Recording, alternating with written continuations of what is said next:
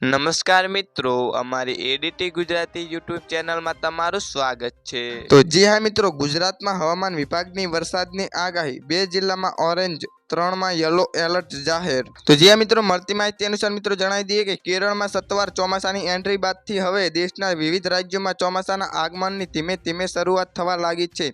ગુજરાતના પાડોશી રાજ્ય મહારાષ્ટ્રમાં પણ મોન્સૂનની સત્તવાર એન્ટ્રીની જાહેરાત થઈ ચૂકી છે। આ સાથે મુંબઈ ઠેર ઠેર વરસાદી માહોલ જામવાનું શરૂ થઈ ગયું છે।